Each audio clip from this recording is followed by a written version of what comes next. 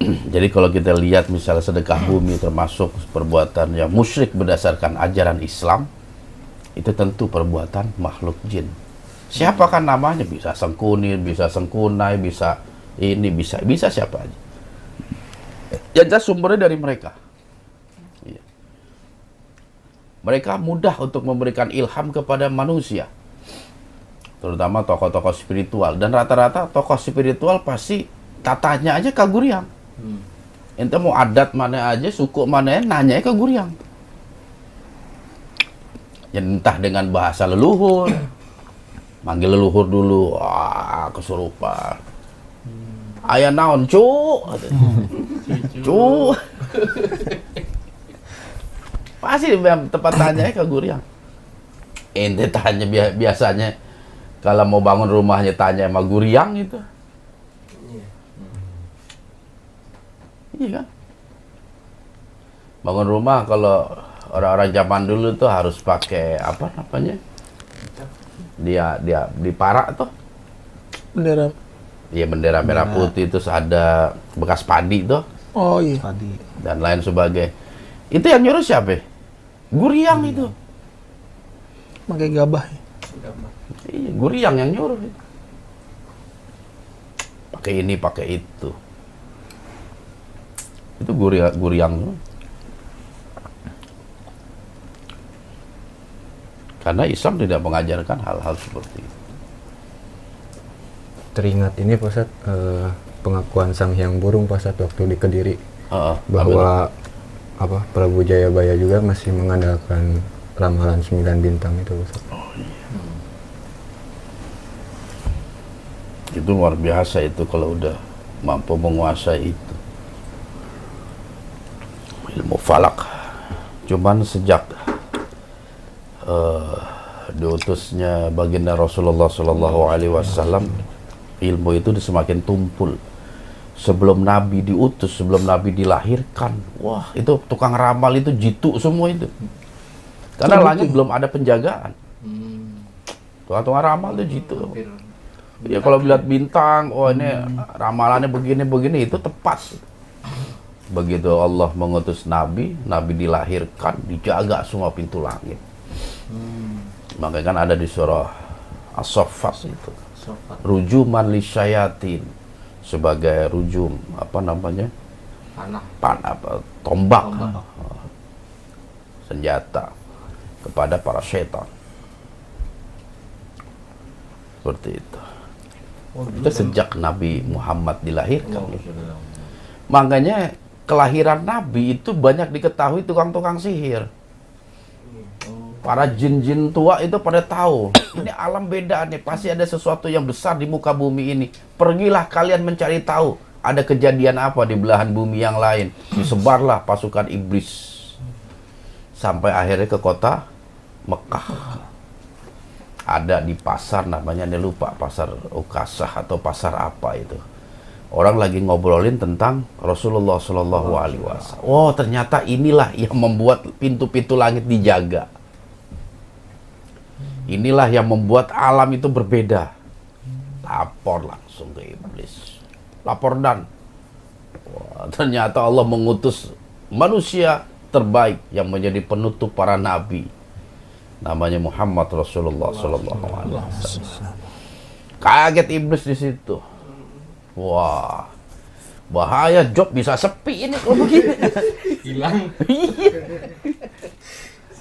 Job bisa sepi ini. Langsung iblis datang ke kota Mekah itu. Ngatur strategi, ngelihat gerak-gerik Rasulullah. Makanya iblis itu pernah menyerupai seseorang itu untuk menghancurkan Nabi. Pertama ketika fase Nabi sebelum hijrah. Jadi orang-orang musyrik, pimpinan Abu Lahab, Abu Jahal lagi rapat nih, apa yang kita harus lakukan nih kepada Muhammad nih, bikin kacau aja. Datanglah iblis menyerupai seorang saudagar, memberikan satu masukan. Kenapa pusing-pusing, bunuh aja tuh Muhammad, kata iblis tuh. Wah, tidak mungkin kami membunuh Muhammad, walaupun bagiannya beliau anak terbaik dari suku Quraisy. Quraisy akan menyerang kami.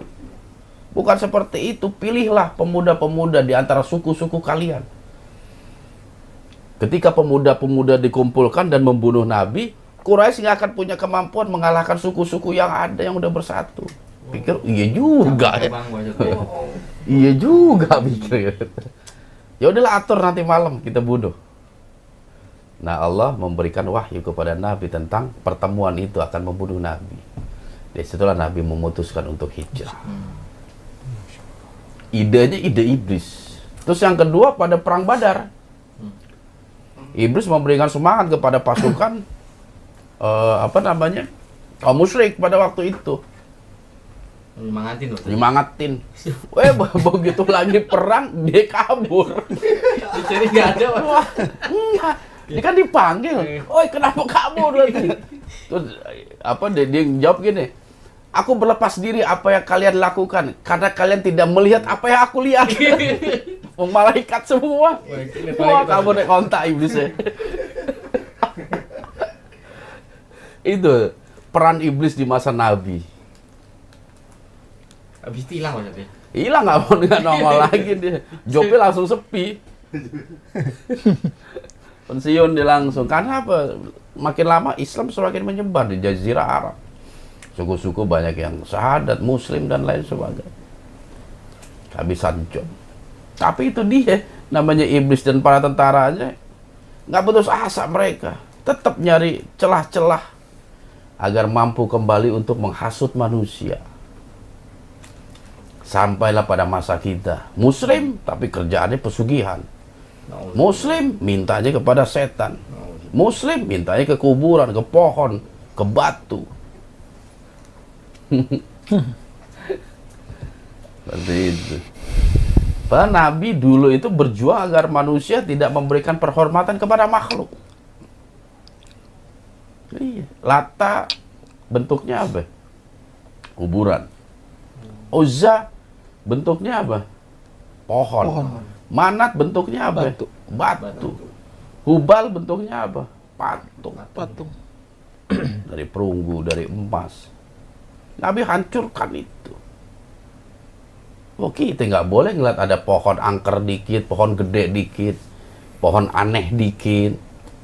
Ada pohon ngeluarin air. Wah, berkah ini, airnya obat. Nggak tuh dipasangin selang, paralon. Itu bener itu. Ada. Ada paralon kecil. Nggak boleh lihat batu bentuknya kursi. Wah, ini batu kursi penuh karomah suja. Kita ibadah di situ. Batu bentuknya kuda, batu bentuknya monyet, iya kan? Atau di mana? Tasik ya? Tasik lah, Batu Anoman. Batu Anoman. Terus batu bentuknya apa aja yang aneh-aneh tuh.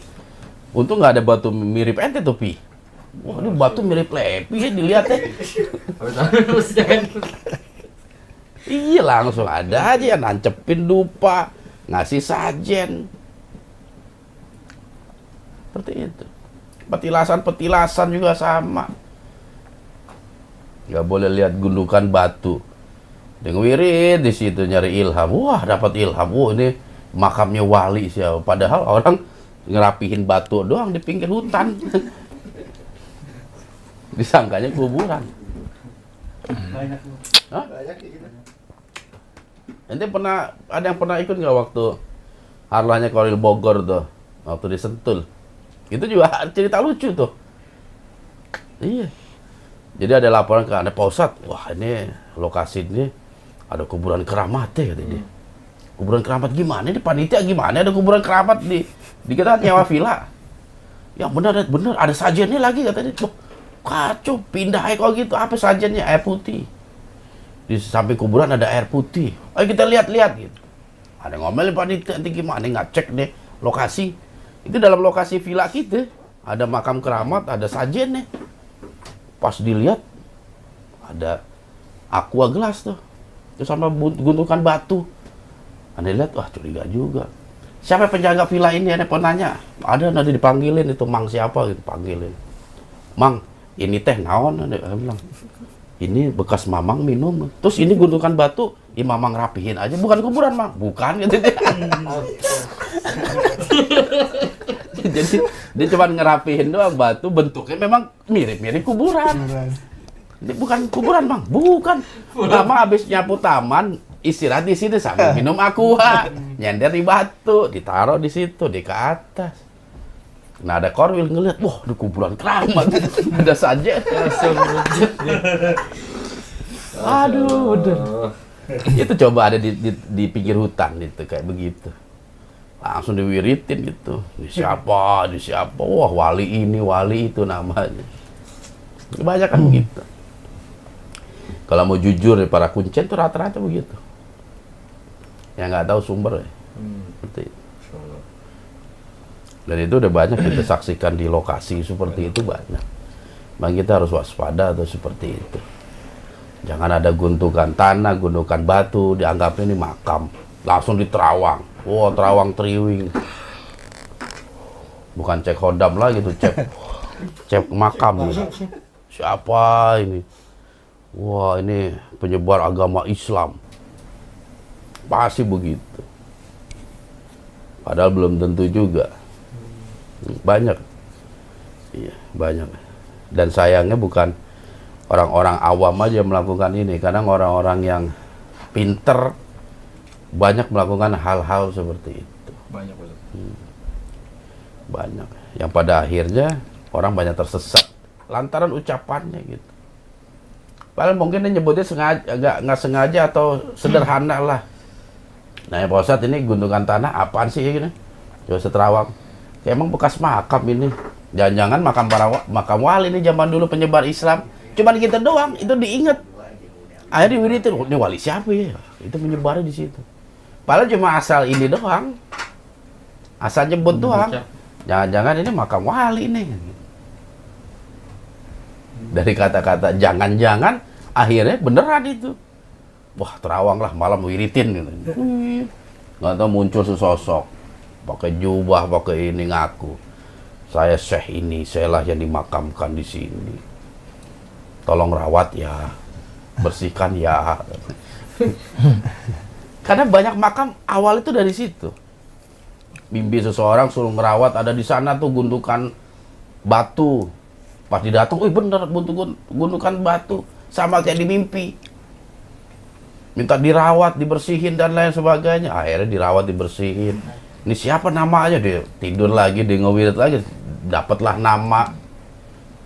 Taruhlah Kiai Arpa gitu. Masyaallah. Kiai Arpa. Banyak semua kayak begitu. Iya, dan disitulah pintu kesesatan mulai terbuka sedikit demi sedikit. Iya. Makanya disitulah kita perlu ilmu, perlu wawasan Islam tuh di situ, terutama menyangkut akidah. Karena resikonya itu besar ketika akidah kita melenceng. Akidah kita melenceng, resikonya itu besar.